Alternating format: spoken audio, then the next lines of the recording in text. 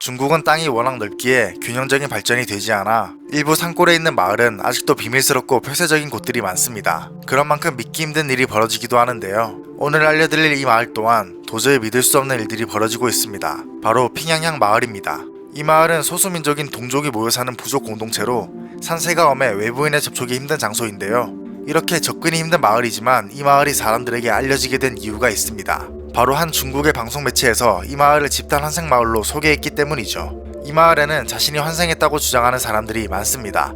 주민 7,800여 명 중 110명 정도였죠. 동족은 환생한 사람들을 재생인이라고 부르는데 이런 역사는 꽤 오래되었다고 합니다. 그렇게 환생한 사람 중에는 1962년에 태어난 스상런이라는 여성이 있는데요. 그녀는 3살 때부터 자신의 전생을 말하기 시작했다고 합니다. 그녀는 전생에 션실한 곳에 살았고 이름은 야오자안이었다고 합니다.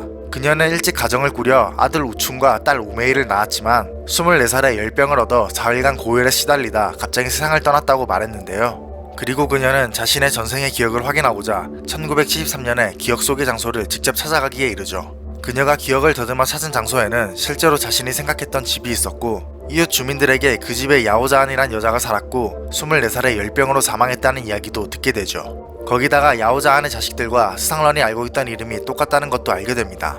야오자안의 자식들은 물론 스상런의 말을 믿지 못했지만 그녀의 자세한 기억에 결국 믿게 되었고 스상런은 우춘과 우메이가 결혼할 때에는 어머니의 자격으로 참석까지 했다고 합니다.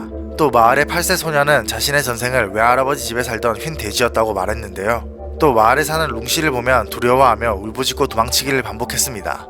그러면서 룽씨가 외할아버지 집에 있던 자신을 사다가 잡아먹기 때문이었다고 말했죠. 실제로 룽씨는 소년의 외할아버지 집에서 돼지를 산 적이 있다고 밝히며 그의 말이 사실로 드러나기도 했습니다. 하지만 역시 믿기 힘든 일이어서인지 대부분의 사람들은 믿지 못했는데요. 이렇게 논란이 심화되자 중국 사회과학원과 퉁다오현 정부가 직접 나서게 됩니다. 조사단은 우선 환생했다는 재생인들을 대상으로 최면과 거짓말 탐지기로 조사를 시작합니다. 또 이들이 말한 전생의 내용을 바탕으로 추적해 사실 여부를 확인하기도 했는데요. 그렇다면 조사단이 발표한 결과는 어땠을까요? 얼마 후 조사단은 자신들이 환생했다고 주장하는 마을 주민들의 말은 거짓이 아니었다고 발표하게 됩니다. 거짓말 탐지기 조사 결과 모두 진실로 판명됐고 전생의 내용도 실존했던 인물과 사건들로 확인된 것이죠. 정말 환생이란 것이 존재하는 것일까요?